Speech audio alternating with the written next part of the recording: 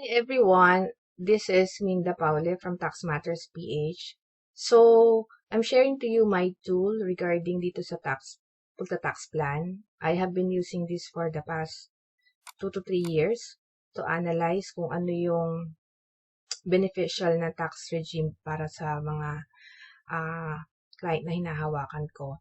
So, here, as you can see, there are 4 options. Merong option A, which is the 8% bundle rate. Merong option B, which is the 40% OSD or optional standard deduction. Option C and D are both itemized deductions, yung isa for non-BNBE or yung isa naman for BNBE. So, if tinitingnan or nag-watch ka sa video na to, tapos naka-elect ka na, naka-select ka na, then that's irrevocable, yung napili mong tax regime. Hindi yan pwede pa bago-bago during the year. Once nakapili ka na, then that will be used for the entire year. Now, by default, pag hindi ka pumili, itemized deduction yon. So, very important talaga to select. Or halimbawa, nag-select ka ngayon ng 8%, hindi ibig sabihin, next year 8% ka ulit. So, talagang dapat, every beginning of the year, magse-select ka. Okay? Pag hindi ka nag-select, magpo-fall under siya as itemized deduction. Alright, now here, this is very useful kung hindi ka pa nakapag-select. So, you just sit there and watch this video. As I mentioned earlier, pag nakaselect ka na, then yun, irrevocable na yun. So, kung nakaselect ka na ngayon, at least next year, this will be a good tool for you to use. Alright? So, here, as you can see, may sample case tayo na, for example, ang sales mo is 600,000. Then, for option A, kung i-compute mo, magkano ba magiging tax due ko for if I would choose option A, kung ang sales ko is 600,000. There are two scenarios here. Yung isa is employed ka, yung isa naman ay hindi ka employed. So, kung hindi ka employed, you're allowed to reduce 250,000 for your sales. Okay? So, kung ano yung taxable income mo for that, that will be the basis for your 8%. So, here, as you can see, sabi ko nga rito, income tax due if not employed, that's 28,000 because taxable income multiplied by the default 8%. However, if employed ka, ang basis ng 8% mo would be the 600,000. Kasi yung 250,000, i-avail mo yan sa iyong compensation income. Okay? Now, for option B naman, 40% OSD, this option is being used mostly if wala kang masyadong resibo. Halimbawa, nagpapa-rent ka, so wala naman masyadong maintenance expenses doon. So, yun ang maaaring piliin mo. So, ang sabi ng BIR dyan, 40% of your sales, which is this one, 600,000. So, yun ang allowable deduction mo. So, yung taxable income mo would be 360,000. But for optional standard deduction, you have to use the graduated rate. So, kung 360,000 siya, that would fall between 250 to 400. So, sa initial tax mo would be 0. Okay? So, nilagay natin dito in 0. Tapos, yung excess ng 250,000 mo, i-multiply mo siya by 15%. Okay, so E25, ito yun, E25 less 250,000 times 15%, that will give you 16,500. For income tax, ito yung due for you to pay. However, may additional ka pang babayarang business tax, which is 18,000.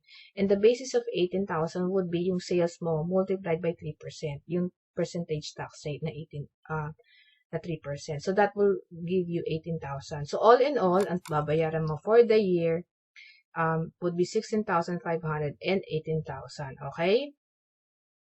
So, next. For option C, itemized deduction. Here, ito, we'll use the same case. Study natin 600,000. Ang direct cost mo dyan is 210. Gross profit mo would be 390 on both options. Tapos, ang operating expenses mo dyan is 50,000. Not because you have resibo ng mga iba-ibang supplier, pwede mo ilagay dyan lahat ng operating expenses mo. You only have to put there those necessary to the business. Okay, ang question is, representation, pinakain ko yung prospective customer ko or whoever. Tapos, ang bill ko is ganito, X amount. Sabi natin 5,000. Can I put that as part of my operating expenses? Ang unang test dyan would be, ang representation expenses yung pinaka-ceiling should only be 0.005% of your sales. Okay? Yan ang allowable na pwede mong i-obtain. Okay? 3,000 lang. Pero, that's for the annual. Pero if it's more than that, hindi na siya allowed. Kahit total is 5,000 sa resibo mo, you can only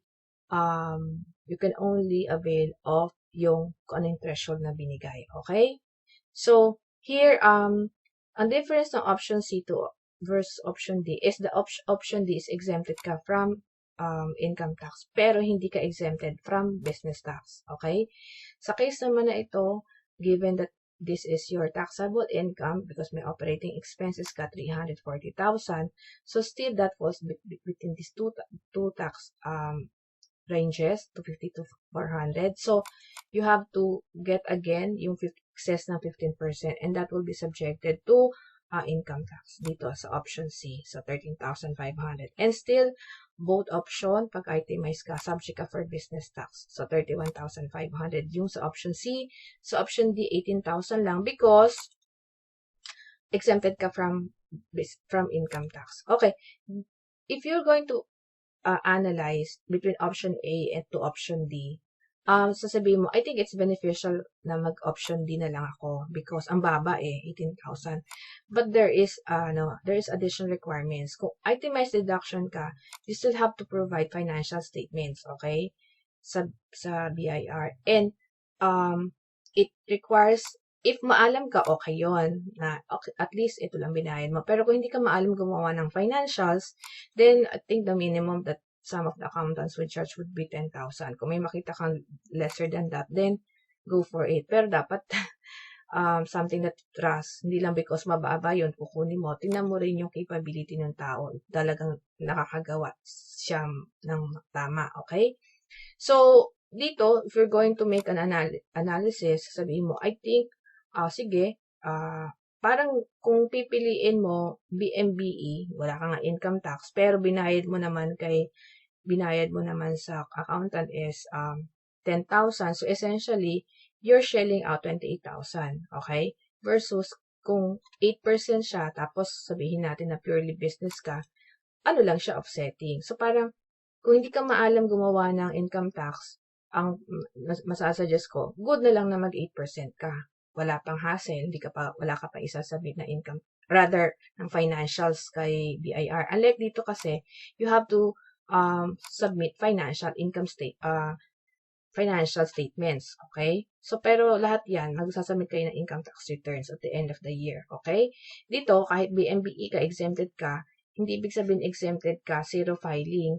You still have to submit na may itemized deduction and then you have to show there na wala kang tax due zero, but not zero filing, na hindi mo fill upan yung sales, so mag-fill up ka pa rin ng sales, ng cost of sales, ng expenses. Yung tax due mo nga lang is zero, okay? So, exempted ka eh. Yung iba kasi may notion na, BMBA ako, zero filing yan. Hindi, magsasubmit ka pa rin, meron ka pa rin sales down to expenses na ilalagay. Pero ang tax due mo nga lang dyan is zero kasi exempted ka nga lang. So, those are the things that you have to consider in making decisions, and I hope this helps, and that could also assist you in deciding ano ba yung tax option na best for me. Alright?